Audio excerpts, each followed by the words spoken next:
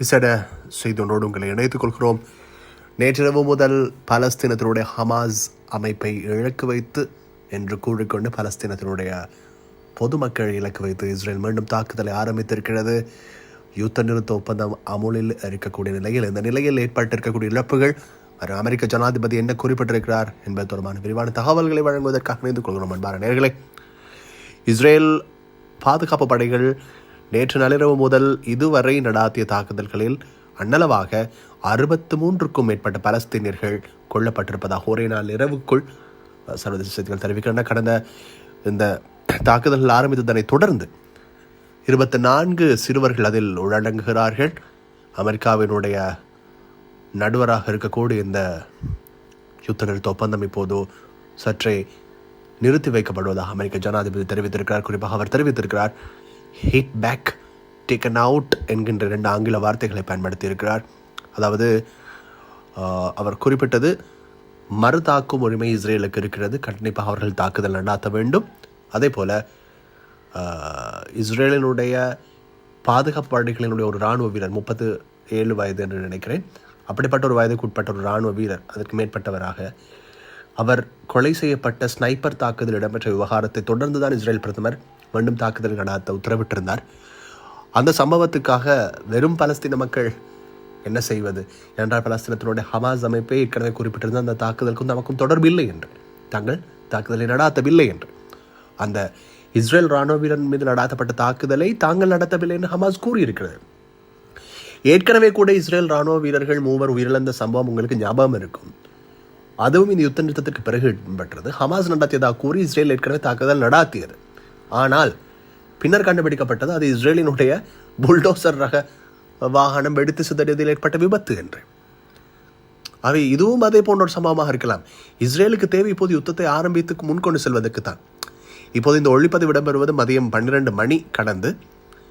இதற்கு ஒரு சில நிமிடங்களுக்கு முன்னர் மற்றொரு தாக்குதலும் நடாத்தப்பட்டிருக்கிறது. இந்த தாக்குதலிலே குறைந்தபட்சம், நான் அதனை இப்போது உங்களுக்கு கூற வருகிறேன், குறைந்தபட்சம் உயிரிழந்திருக்கிறார்கள் 5 என்று சர்வதேச செய்திகள் தெரிவிக்கின்றன. குறிப்பாக அல் அக்ஸா வைத்தியசாலை குறிப்பிடுகின்ற தகவல்கள் அடிப்படையிலே இஸ்ரேல் தேர் அல் பலா மத்திய காசாவில் இருக்கக்கூடிய பகுதியில் தான் இந்த தாக்குதல் நடாத்தியிருக்கிறது. இதில் 5 கொல்லப்பட்டிருக்கிறார்கள் சில நிமிடங்களுக்கு முன்பதாக. இதேவேளை இஸ்ரேலினுடைய பாதுகாப்பு படைகள் பலரை கைது செய்திருக்கிறார்கள். தேஷஷ் அஹதி முகாமிலே மேற்கு கரையில் இருக்கக்கூடியவர்கள், அவர்களையும் கைது செய்திருக்கிறார்கள். அதே போலத்தான் குறிப்பாக சொல்ல போனோம் என்றால் மிக முக்கியமாக இஸ்ரேலினுடைய இராணுவம் அறிவித்திருக்கிறது 37 வயதுடைய அந்த உயிரிழந்த இராணுவ வீரர் யார் என்பது தென்காசா பகுதியிலே அவர் தொடர்பிலான தகவல்களையும் வெளியிட்டிருக்கிறது. இந்த நேரத்திலே அமெரிக்க ஜனாதிபதி டொனால்ட் ட்ரம்ப் அவருடைய ஏர்ஃபோர்ஸ் 1, அந்த ஏர்ஃபோர்ஸ் 1 விமானம் இப்போது ஜப்பானில் இருக்கிறது, ஏர்ஃபோர்ஸ் 1 விமானத்திலிருந்து தெரிவித்திருக்கிறார். அதிலே அமெரிக்க ஜனாதிபதி ஆங்கிலத்தில் குறிப்பிட்ட வாசகங்களை குறிப்பிட்டாக வேண்டும்.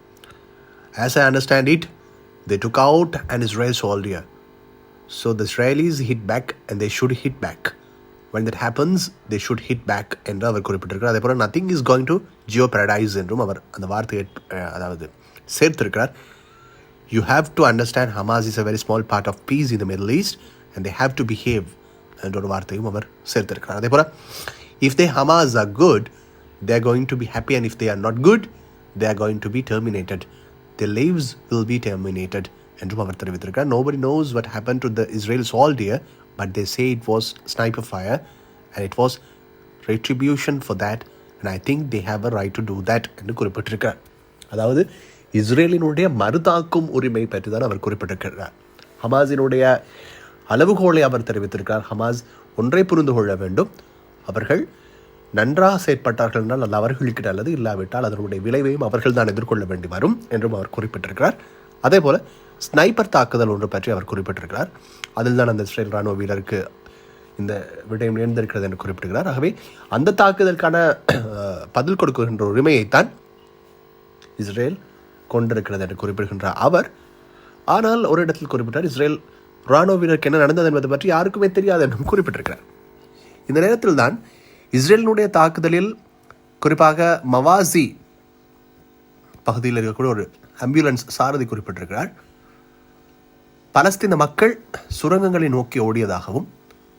அல்லது சுரங்கங்களை அண்மித்த பகுதியில் இருந்த பகுதியை நோக்கி இஸ்ரேலினுடைய வான் பாதுகாப்பு படை நடாத்திய தாக்குதலில் 3 கொல்லப்பட்டிருப்பதாக தெரிவிக்கிறார். சுரங்கத்தை நோக்கி ஓடியதாக அல்ல, சுரங்கத்தின் பகுதியில்.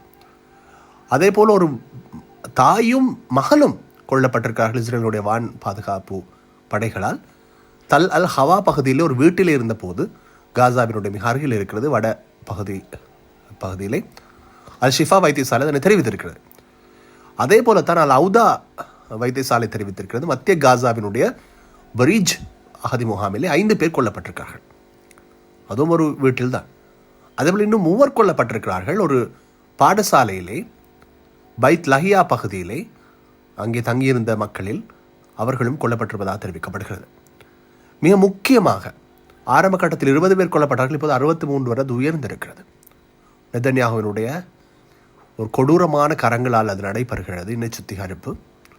இதேவேளை தென் ரஃபாவினுடைய பகுதியில் இடம்பெற்ற அந்த துப்பாக்கிச் சூடு தான் பிரதான காரணம் என்று கருதப்படுகிறது. ஆனால் கஸ்ஸாம் படைப்பிரிவோ தாங்கள் ஹமாஸ் எந்த தாக்குதலை நடாத்தவில்லை அவர்கள் தெரிவித்திருக்கிறார்கள். இந்த நேரத்திலே பல தாங்கள் மிக முக்கியமாக குறிப்பிட வேண்டும், ஹமாஸ் தெரிவித்திருக்கிறது மீண்டும் இந்த யுத்தம் நிறுத்தப்படும் வரை பணை கைதிகளை கையளிக்கப் போவதில்லை என்றால் உயிருள்ளவர்கள் கையளிக்கப்பட்டு விட்டார்கள். இன்னும் சில பிரேதங்கள் கையளிக்கப்பட இருக்கின்றன. ஹமாஸிடம் இருக்கக்கூடியவர்கள், சில உயிரிழந்த இஸ்ரேலியர்கள் கையளிக்கப்பட இருக்கிறார்கள். சில பணை கைதிகளாக பிடித்து பலி போனவர்கள் அதாவது கொடுக்கப்பட இருக்கிறார்கள். அதே போல மிக முக்கியமாக சுஹைல் அல் ஹிந்தி அவர்கள், ஹமாஸினுடைய அரசியல் பீடத்தினுடைய உறுப்பினர், அவர்கள் தெரிவித்திருக்கிறார், இதற்கு முழு பொறுப்பையும் இஸ்ரேல் ஏற்றாக வேண்டும், போரை அவர்கள் இவ்வாறு கொண்டு செல்வதற்கு என்று. இந்த நிலையிலே அண்மையில் விஜயம் செய்திருந்தார் இஸ்ரேலுக்கு அமெரிக்காவுடைய துணை ஜனாதிபதி ஜெடி வான்ஸ் அவர்கள், உப ஜனாதிபதி, பதில் ஜனாதிபதி அல்ல. அவர் மிக முக்கியமாக ஒரு விடயத்தை பார்க்க வேண்டும். அவர் இஸ்ரேலுக்கு சென்று வந்ததன் பிறகுதான் சில விடயங்கள் அதை பற்றி நாங்கள் தனிப்பட்ட காணொலியிலே பார்த்தாக வேண்டும்.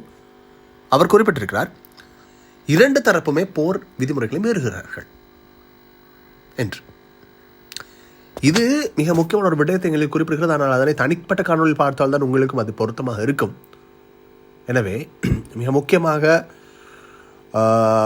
அமெரிக்கா இந்த விடயத்தில் என்ன செய்ய போகிறது என்பது பற்றியும் நாங்கள் பார்க்க வேண்டும். என்றால் இந்த விடயங்கள் மிக முக்கியமான விடயங்கள் என்றால், உப ஜனாதிபதியாக, பதில் ஜனாதிபதி அல்ல, துணை ஜனாதிபதியாக ஜெடி வான்ஸ் கடமையாற்றுகின்ற ஒரு இடத்தில் அமெரிக்க ஜனாதிபதி டொனால்ட் ட்ரம்பையும் ஜெடி வான்ஸையும் மூட்டுகின்ற ஒரு சம்பவத்தை பின்னால் இருந்து ஒருவர் செய்கிறார்.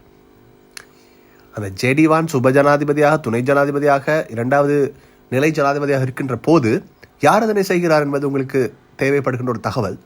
அது பற்றி நாங்கள் பின்னால் இருந்து பார்ப்போம் வேறொரு பிரத்யேக காணொலியிலே. முக்கியமாக இப்போது இந்த போரை நிறுத்த வேண்டும் என்பதுதான் பலருடைய கோரிக்கையாக இருக்கிறது.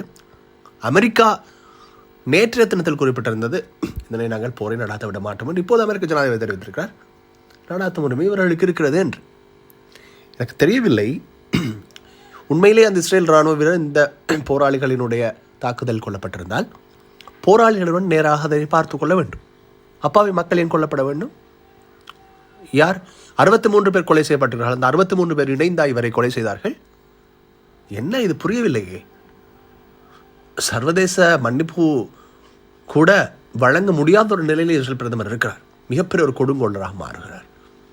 அவருக்கான முடிவும் இஸ்ரேல் போரினுடைய இறுதியும் பலஸ்தீன மக்களினுடைய வெடிவும் ஒன்றே இருக்கிறது என்பது மட்டும் தெரிகிறது.